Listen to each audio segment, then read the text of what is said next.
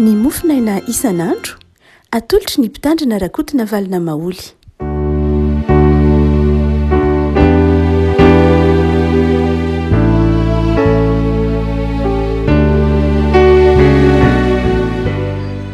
Mifaleriavana no ilabanantsika hatrarity sabotsy fa 20 ny volana janoary ity. Ny mofinaina voalahatra ao antsika dia ny taratasy nosoratana ho an'ny Kolosianina. Kolosianina voalohany toko voalohany, Kolosianina voalohany toko voalohany, andiny 10 ka hatramin'ny 20. Vakiana amin'ny anaran'i Jesosy. Izy no endrik'Andriamanitra tsy hita, ny lahy matoa talohan'ny zavatra rehetra izao, fa tao aminy no nahariana ny zavatra rehetra any an-danitra sy aty ambonin'ny tany, dia ny hita sy ny tsy hita, na fiandrianana, na fanjakana, na fanapahana, na fahefana, izy no nahariana ny zavatra rehetra sady ho azy zany. Ary izy no talohan'ny zavatra rehetra sady ao aminy no aharetan'ny zavatra rehetra. Ary izy no lohan'ny tena dia ny fiangonana. Izy no voalohany dia nylay matoa tamin'ny maty mba holohany amin'ny zavatra rehetra izy. Fa sitraky ny ray ao aminy no itoeran'ny fahafenoana rehetra. Sady izy no ampihavanany ny zavatra rehetra ao aminy ka dia ny rany teo amin'ny azy fijaliana no nanaovany fampihavanana. Iny izy ho izao ny fampihavanana izany na ny ety ambonin'ny tany na ny any an-danitra. May masonao manamasinana amin'ny fahamarinana ny teninao no fahamarinana. Amen. Manamafy ny fiandrianan'i Jesosy Kristy Tompo havako ity mofinaina ito ampelantanantsika ity. Ny andininy 20 manao hoe fa sitraky ny ray ao aminy no itoeran'ny fahafenoana rehetra. Ny taratasy ho an'ny Kolosianina moa dia taratasy sady nosoratana ho an'ny fiangonana tany Laodikia. Taratasy izay nosoratana mbola tany am-pigadranany Paoly no nanoratra ity taratasy ity, sady nosoratana ho an'ny Kolosianina izy ity, nosoratana ho an'ny fiangonana tany Laodikia. Hitantsika amin'ny toko 2:1. Fa tiako fantatrareo ny hamafy ny fiezahako ho anareo sy izay an'ny Laodikia. Zany hoe ilay fiangonana ao ambagany Apokalipsy toko 3 fa ilay fiangonana tsy mafana sy tsy mangatsiaka no nanoratana ity taratasy ho an'ny Kolosianina ity, sady nosoratana mazava ho azy ho an'ny Kolosianina. Fanao moa tamin'izany fotoana izany hoe manorana taratasy anankiray efa aparitaka amina fiangonana ray na roa na telo arakarak'izany. Ka dia eto dia sady nosoratana ho an'ny Kolosianina izy ity, nosoratana ho an'ny fiangonana tany Laodikia. Tsy mahagaga raha toa ka mahita voambola na ara-barotra be dia be ao amin'ny taratasy ho an'ny Kolosianina, satria betsaka mpivarotra mpandraharaha ny kristianina tao Laodikia. Dia aseho Paoly ara fa ny fahafenoana dia ao amin'i Jesosy. Niza mikatsaka fahafenoana dia ao amin'i Jesosy. Jesosy no itoeran'ny fahafenoan'Andriamanitra. Andriamanitra efa feno hatrany amin'ny voalohany, mazava ho azy, satria Andriamanitra izy. Andriamanitra dia tsy miankina na amin'iza na iza vao feno. Andriamanitra tsy miankina amina iza na iza vao misy. Andriamanitra tsy miankina na amin'iza na amin'iza vao mahatanteran-javatra, fa ny tenany ihany no ankinan'Andriamanitra. Ao amin'Andriamanitra misy ny fahafenoana. Ny olombelona dia miankina amin'ny zavatra maro samihafa vao mahatsanga ny zavatra, vao mahavita zavatra. Fa Andriamanitra dia mahaleo tena, tsy miankina na amin'iza na amin'iza. Andriamanitra zany dia manana ny fahafenoana tanteraka. Pleroma moa no ambaran'ny Paoly azy eto, pleroma. Ary izy manao hoe io pleroma io na io fahafenoan'Andriamanitra io dia nataony tao amin'i Jesosy koa. Ary ao amin'i Jesosy ny toerany zany fahafenoana izany. Jesosy zany raha alefan'Andriamanitra ety ambonin'ny tany hamonjy ny olombelona dia mazava be fa nampitoeriny, nampitondrainy, no fenony, fahafenony Jesosy.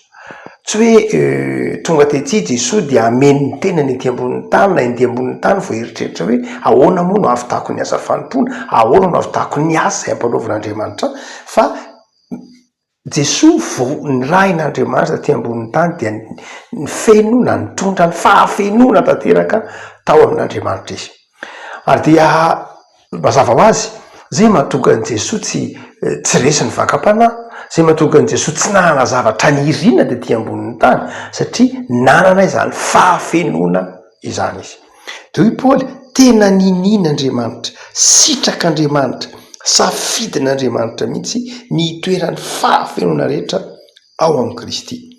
Le teny hoe pleromana fahafenona tsika teo dia mitoetra ao amin'ny Jesosy. Lay vombolana hoe mitoetra ao amin'ny Jesosy ao amin'ny soratra masin'ny testamenta vaovao de misy vombolana maromaro midika ny teny mitoetra.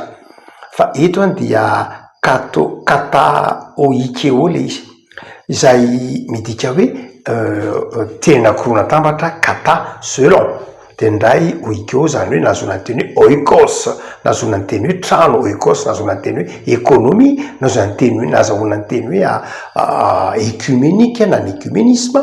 Ka ny teny hoe kata oikeo dia milaza izay hoe monina na mitoetra.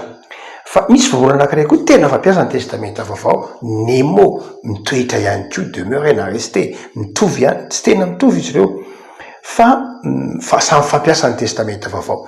Fa eto any dia kata oikeo zany hoe kata miresaka oikos,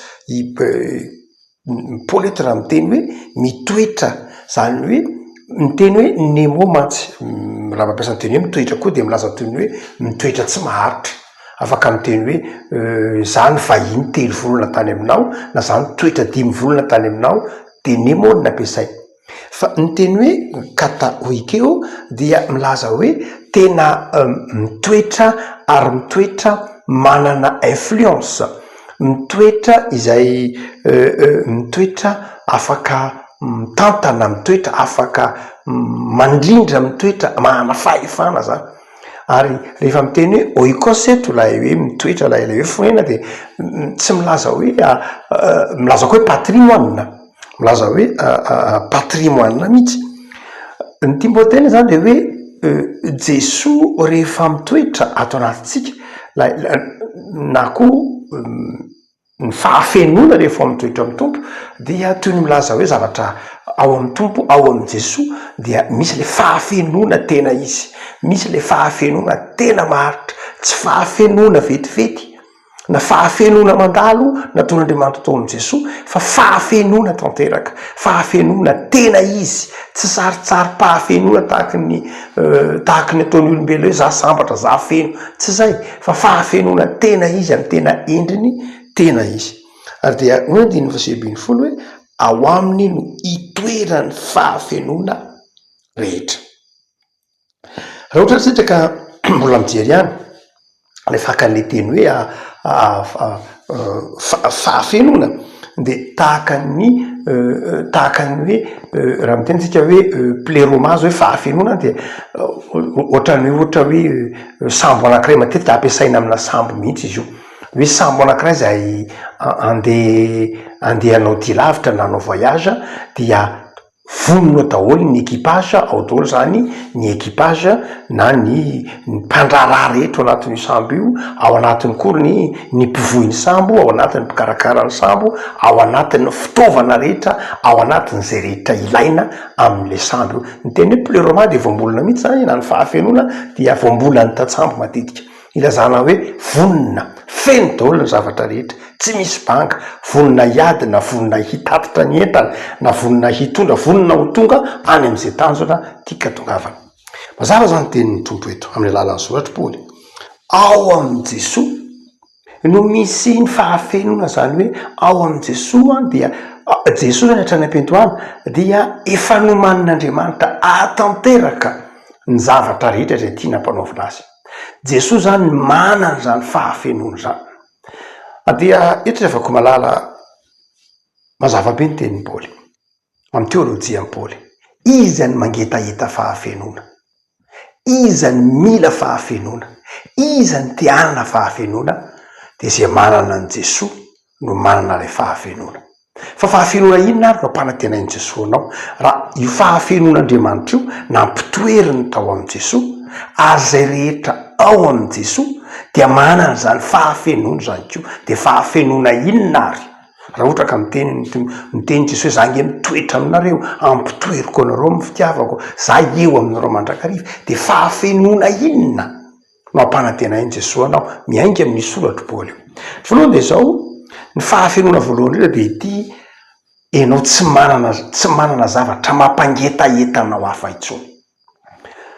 Le maky Jesosy nalainy ty volo fanahy nohony Jesosy dia rehefa nohony Jesosy de tonga le baka fanahy miteny manao hoe enao nge Jesosy nohony zany hoe tsy feno ianao misy zavatra tsy ampy ao aminao misy zavatra tena ilainao de zao teneno tonga mofo io vaty io fa Jesosy nanona aza de tsy natsiaro banga Jesosy nanona tsy natsiaro hoe tsy feno zany hoe teo am Jesosy ny hoe tsy fisiany tsy fampiny ny materiel ny tsy fampiny ny zavatra mety eto am'izao tontolo zao ny tsy fampitsakafona tsy zany ny zava-dehibe an Jesosy tsy zany ny mahabanga ny hoe mahatonga ny hoe tsy feno izy ary izay toe zavatra iny tiany tompo dagatritsika hoe rehefa ao amin'ny tompo isika de manana ilay fahafenona fa tsy hoe tsy manana ilay zavatra materiel itsika tsy hoe naona tsy misakafo isika dia mahatsiaro fahabangana ka latsaka ao anatin'ny vagam-panahy tsy hoe satria itsika tsy manana akanjo na tsy manana fitafiana na tsy manana sakafo hoanina de tsy manana fahafenona satria raha vo tsy ampy an'izay isika dia tonga ilay baka fanahy maka fanahintsika zany hoe asehon'ilay baka fanahintsika fa rehefa tsy eo amintsika le materiely reny dia asehony amintsika hoe tsy feno isika ozy manao hitanao tsy feno ianao zao naona hitanao tsy feno ianao zao tsy mitafy tsara hitanao hoe tsy feno ianao zao tsy manana fiarakodia tsara hitanao hoe tsy feno ianao tsy manana trano tsara hitanao hoe tsy feno ianao tsy salama tsara zany hoe lay baka fanahy dia mitaonantsika ibanjina ny tsy fahafenontsika maha olombelona ka mitaonantsika enjera na ho lavo i Jesosy nefa dia mitaonantsika tsara fa tsy ny materiel mihitsy sy ny zavatra hita maso mihitsy ny mahatonga atsika ahatsiaro ho tsy feno mahatonga Jesosy tsy lavitra ao anatin'ny fakapanahy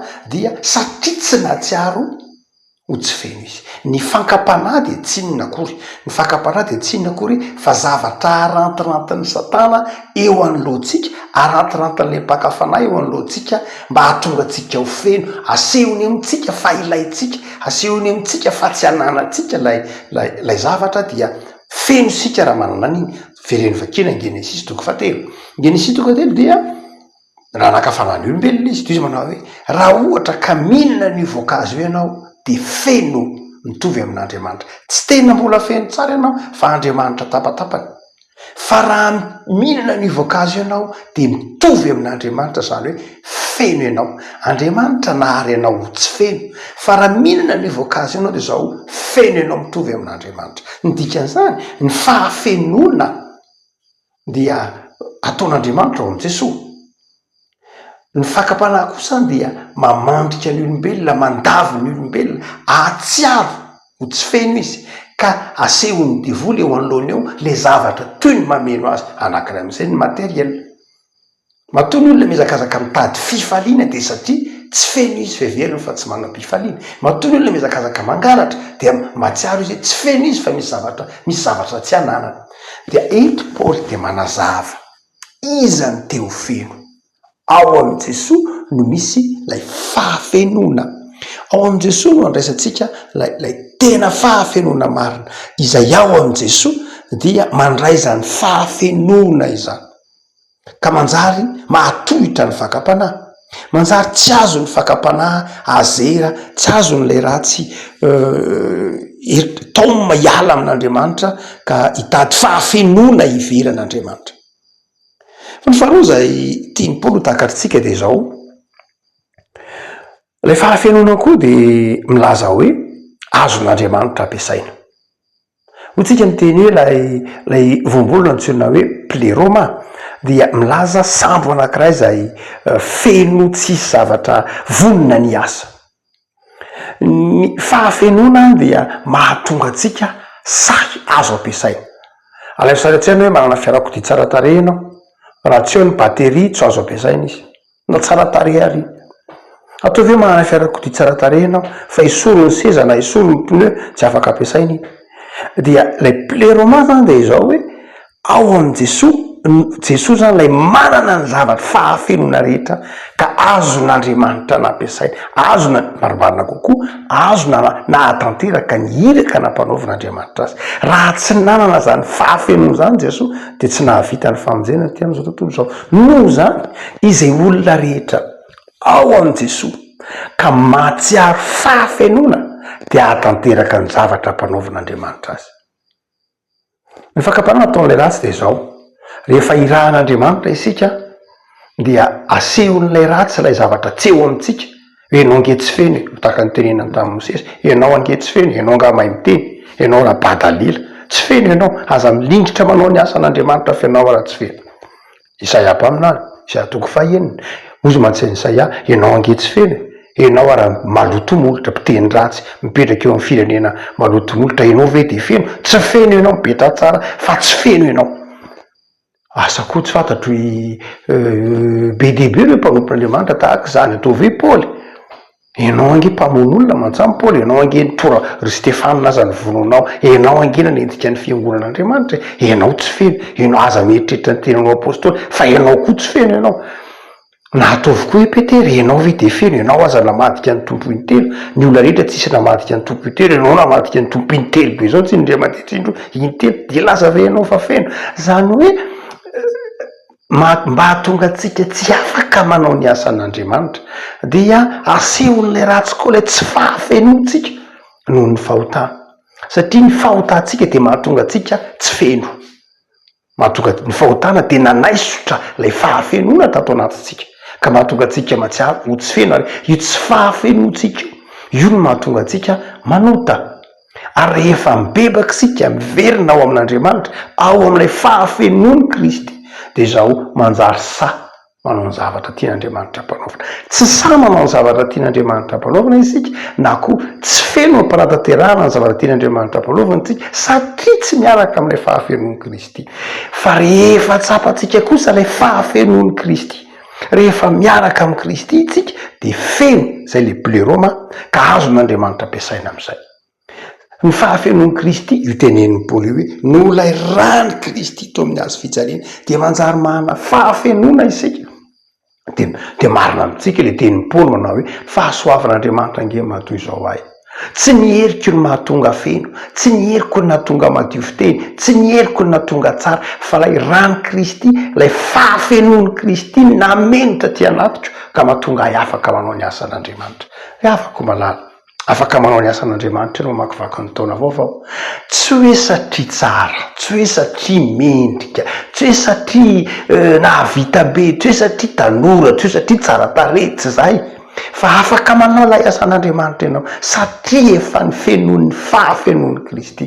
Ary fahafenony Kristy io le to amin'ny hazo fijaliana. Tsy tokony zany misy kristianina vita batisa na kristianina mpandraifana san'ny tompo ka tsy ho azon'Andriamanitra mpanaovana. Ary de hitantsika ke zany amin'ny fiangonany amin'ny asan'Andriamanitra anke zay tsy manao ihany tsy mahavita, zay tsy manao, zay tsy manaiky ampanaovan'Andriamanitra ihany tsy mahavita, fa na iza rehefa manaiky ampiasain'Andriamanitra, na iza rehefa midodododo miantoraka amin'ny hazo fijalian'ny Kristy ka manovo ny fahafenona ao amin'ny Kristy, dia azon'Andriamanitra ampiasaina amin'izay zavatra tian'Andriamanitra ampiasana azy izy.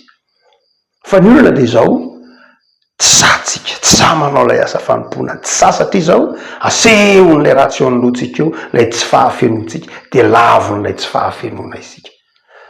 Tsy Andriamanitra ny tsy mameno atsika, fa izao itsika ny tsy mahatsiaro ny fahafenon'Andriamanitra de kivy sika hoe za tsy mahavita an'io, za tsy manambola, za tsy salama, za kely, za tsy tian'ny olona, sy ny sisa rehetra. Fa rehefa mahatsiaro ny fahafenon'ny Kristy ianao, satria zay iny antony inge nanirahan'Andriamanitra an' Jesosy ty ambonin'ny tany hitondra lay fahafenona, hanadio anao amin'ny rano Kristy, hatonga anao vita fihavanana amin'Andriamanitra ka afaka hanao ny sitrapon'Andriamanitra satria ataony ao aminao ny fahafenona. Miavako hoy Paoly eto aminao manao hoe fa sitrak'Andriamanitra, sitraky ny ray ao amin'i Jesosy no itoeran'ny fahafenona rehetra. Noho zany de zao ho ao aminao koa ny fahafenon'ny Kristy any, ka tsy atsiaro fabo, tsy atsiaro tsy manana na inona na iny ianao, fa hiteny tahaka ny Paoly manao hoe toy ny tsy manana, toy ny mahitra nefa mampanankarena ny maro, toy ny tsy manana na inona na inona nefa manana ny zavatra rehetra, satria manana ny fahafenon'i Kristy. Ka na dia tsy manana izay heveriny zao tontolo zao ho arena sy materielina azy ianao dia tsy mangetaeta an'izany akory, satria manana ny fahafenon'i Kristy lavitra. Araka ny hira tononkira nitaondra Zafimahefaraina 7:7 manao hoe ampy a Jesosy, ampy a Jesosy, Jesosy ampy a, satria manana ny fahafenon'i Kristy. Tsy azo ny fakapanahy azery amin'izay mety ho karazana fakapanahy isan-karazana satria manana ny fahafenon'i Jesosy. Satria ianao manana ny fahafenon'i Jesosy dia matoky fa ho azon'ny tompo ampiasaina ary ampahomby ianao izy satria ho aminy ny fahafenonao. Ravaka tompo misotranao zay no ny amin'ny soatra masina izay mampahery anay. Atsiaro fa ny fahafenonao Andriamanitra dia manjary fahafenonay, ka tsy tonga anay ho kivy amin'izay mety tsy vitanay, amin'izay mety ho fahalemenay. Tsy atsiaro ho banga amin'izay rehetra mety ho tsy anananay akozy ary tsy atsiaro ho taon'izao tontolo izao haniry azy, fa izao tontolo izao kosa no haniry ny fiadananay sy ny fahafenonay, ka hiteny manao hoe mba hiaraka aminareo zahay, satria fantatray fa ao aminareo Andriamanitra, satria fantatray fa manana ny fahafenona ianareo. Tompo, vaovao ny taona dia aoka fenono ny fahasoavanao ny fiainanay, aoka fenono ny fifalianao ka atsiaro ny fahafenona izahay mamakivaky ity taona ity. Ny fahafenonay dia izay heverinao fa mahasambatra anay, ny fahafenonay dia izay mahatonga anay manana fifaliana maharitra sy tena izy. Koa mety iza tompo, mrotsaka ny fitem-pahasoavanao ataovy resy lahatra izay fa manan'Andriamanitra feno, manan'Andriamanitra mampiasa anay amin'ny fitiavana. Atao eto anatinay fa ahatsiarovana fa ianao no mampiasa anay, mameno mibanga ty anatinay, ahafahanay manatanteraka ny asa fanompony. Ianao no manasa anay tamin'ny rano, manadio anay tamin'ny rano zanakao mba ho azonao ampiasaina. Misaotra tompo, tamin'ity herinandro ny farany ity, misorony amin'izay rehetra nomenao ny isa-tokantrano. Dia mivavaka izay Jesosy an'izay rehetra mpanaraka zao mofinainy zao. Da io Jesosy mba hatsiaro ny fahafenonao, hatsiaro ny fanadiovanao, ka tsy angetaeta intsony, fa manana anao Andriamanitra izay feno. Ary ianao Andriamanitra feno ao amin'i Jesosy, dia hitantana sy hampaheriny tsirairay avy. Miainy manaraka izao mofinaina izao. Misaotra Jesosy malala, da io ny fiainany ambany fahasoavanao hatrany. Amen.